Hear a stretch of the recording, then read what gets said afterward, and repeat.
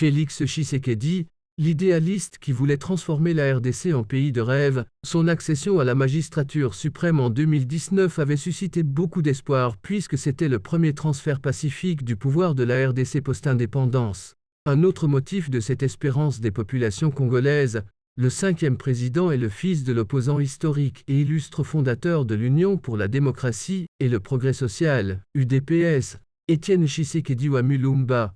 Et selon le politologue Gaucher Kizito enseignant à l'Université catholique du Graben, le fils a bénéficié et bénéficie encore de la popularité du père. Comme une réponse aux attentes de ses concitoyens, Félix Tshisekedi avait alors égrené un chapelet de promesses allant de la résorption du chômage à la lutte contre l'insécurité récurrente dans l'aide du pays en passant par la lutte contre la corruption. 5 ans plus tard, nous vous suggérons de revisiter les grands chantiers du président Tshisekedi, en lice pour un second mandat.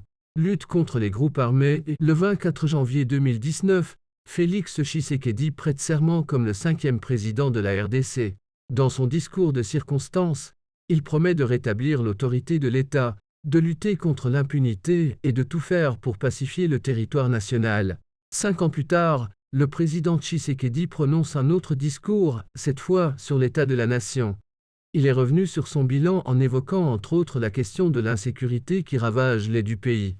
Pour tenter de contraindre les groupes armés actifs dans l'aide du pays à déposer les armes, le président Félix Tshisekedi avait décrété l'état de siège dans les provinces orientales de l'Ituri et du Nord Kivu en 2021.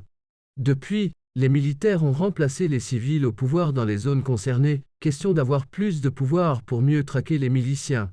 Face aux parlementaires le 14 novembre, le président candidat a estimé que l'état de siège a permis aux autorités de démasquer des présumés complices des groupes armés et d'asphyxier les sources de financement des rebelles.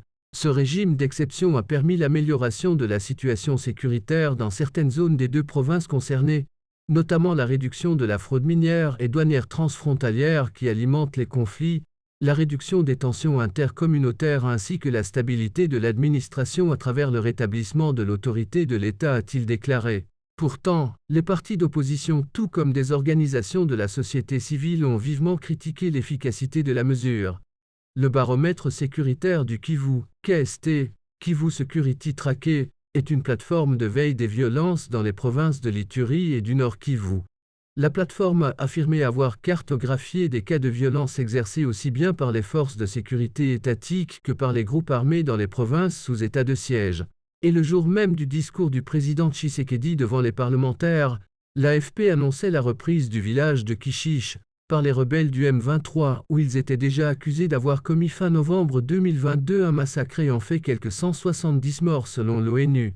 Ces rebelles, soutenus par le Rwanda selon de nombreuses sources mais que Kigali rejette, s'étaient retirés du village début avril, au moment où ils quittaient d'autres localités de la province du Nord Kivu dont ils s'étaient emparés au cours de l'année précédente.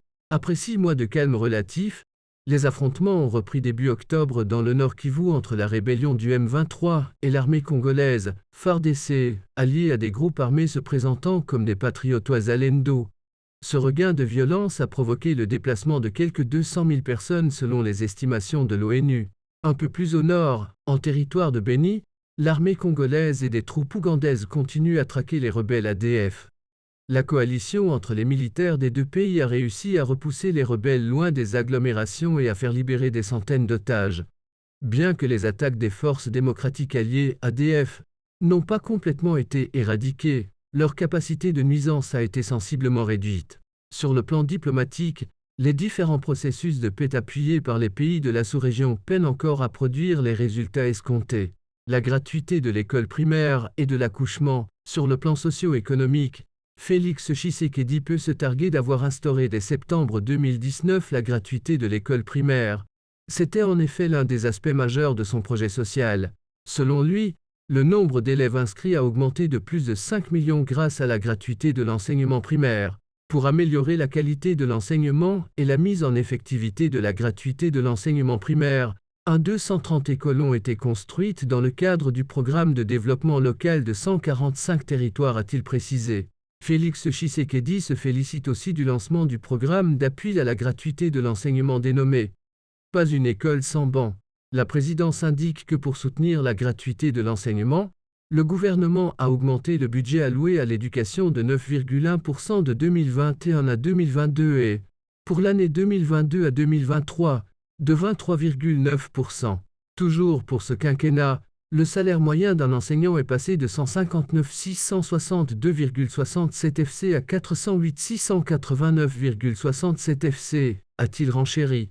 Cependant, certains acteurs du domaine éducatif émettent des réserves à propos de ce programme évoquant le surpeuplement des classes dans certains endroits et la difficulté pour les écoles à continuer à motiver les enseignants dans d'autres.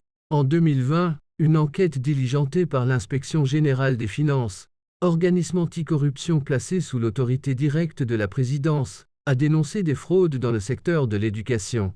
Elle a conduit à des arrestations et à des poursuites de hauts responsables. Nous avons démontré qu'il y avait des écoles fictives, qu'il y avait du personnel fictif, et je crois que ce travail est allé jusqu'au bout. Les autorités du secteur éducatif ont été interpellées par la justice et certains d'entre eux ont été condamnés à 20 ans de prison. Ils sont encore en prison, explique Jules Allinged, responsable de l'Inspection générale des finances dans une interview accordée à la BBC. Pour le politologue Gaucher Kizito, la gratuité de l'enseignement primaire est néanmoins un atout que le chef de l'État pourrait brandir pour la reconquête du fauteuil présidentiel. À cela s'ajoutent les centaines de jeunes bénéficiaires de la bourse Excellencia organisée par la fondation de la première dame Denise Nyakrouchi-Sekedi. Grâce à cette bourse, une centaine de jeunes étudient dans les écoles du pays pendant plusieurs dizaines d'autres ont été envoyés poursuivre leurs études à l'étranger. En septembre 2023, le président Félix Tshisekedi a lancé la gratuité de l'accouchement dans les hôpitaux publics. Dans un pays où plusieurs femmes sont souvent retenues dans les hôpitaux avec leurs enfants suite à des difficultés financières, cette mesure est arrivée comme un ouf de soulagement. Chaque année, le Fonds des Nations Unies pour la population, INFPA, débloque plus de 7 millions de dollars pour appuyer le gouvernement en produits de planification familiale ainsi que les médicaments pouvant sauver la vie de la femme et du nouveau-né. Tout en saluant la mesure lancée par le gouvernement, l'agence onusienne fait remarquer qu'il y a encore besoin de renforcer le système sanitaire du pays avec des réseaux des soins obstétricaux et néonataux d'urgence, tout comme le déploiement du personnel qualifié et compétent. Il est nécessaire de mobiliser les ressources financières, matérielles et humaines conséquentes pour accompagner cette gratuité. C'est pour cette raison que INFPA plaide pour le renforcement des ressources en faveur de la santé maternelle, néonatale, infantile et adolescente à travers la RDC, explique une communication de l'agence onusienne. Sur le volet économique, alors que les Congolais se plaignent de la dépréciation du franc congolais qui impacte gravement leur quotidien, le président Tshisekedi s'est récemment félicité de l'embellie retrouvée de l'économie nationale. Laissez-moi vous rassurer que notre économie en 2023 se porte bien. Nous avons parcouru un chemin remarquable depuis 2020, surmontant les défis posés par la pandémie pour réaliser des taux de croissance économique qui nous inspirent confiance en l'avenir. Notre taux de croissance a grimpé de 1,7% en 2020 à 6,2%, chiffre estimé pour cette année 2023, a clamé le chef de l'État. Même s'il reconnaît que des efforts restent à consentir dans les domaines de la justice et des libertés, le remplaçant de Joseph Kabila au Palais de la Nation appelle à voter pour lui le 20 décembre prochain. Nous avons donc le choix entre repartir à zéro ou consolider les acquis de cet élan progressif en avançant main dans la main, avec une vision claire et un but commun, vers un avenir où chaque Congolais aura la possibilité de prospérer. Une nouvelle promesse ou alors un slogan qui lance sa campagne. Qui sont les principaux alliés de Tshisekedi? Pour la présidentielle du 20 décembre, Félix Tshisekedi pourra compter sur le soutien de Jean-Pierre Bemba, l'actuel vice-premier ministre en charge de la Défense, et de Vital Kamerhe, vice-premier ministre en charge de l'économie. Jean-Pierre Bemba, ex-chef de guerre, Jean-Pierre Bemba a d'ailleurs promis de tout mettre en œuvre pour faire gagner le président sortant. Son parti, le Mouvement de libération du Congo, MLC, fait partie de l'Union sacrée de la nation, la coalition de partis politiques soutenant la candidature du président Félix Tshisekedi. C'est pendant le congrès de sa formation politique tenu le samedi 30 septembre 2023 que Jean-Pierre Bemba a dévoilé son soutien à Félix Tshisekedi. Le MLC réaffirme son appartenance à l'Union sacrée de la nation, comme témoin privilégié de la volonté du chef de l'État Félix Tshisekedi de transformer profondément notre société pour mener notre pays vers le développement, d'assurer sa sécurité et d'imposer la paix à l'intérieur de nos frontières. C'est pourquoi j'ai décidé de ne pas présenter ma candidature pour soutenir notre frère Félix-Antoine Tshisekedi Tshilombo, a déclaré Jean-Pierre Bemba Gombo, président du MLC. Vital Kamerhe, tout comme Jean-Pierre Bemba, Vital Kamerhe est également un allié majeur du président Tshisekedi. En août dernier, l'Union pour la nation congolaise, UNC, de Vital Kamerhe a décidé de supporter la candidature de Félix Tshisekedi à la présidentielle de décembre 2023. Pour les membres de l'UNC, il faut parachever toutes les actions du programme commun conçu avec l'UDPS.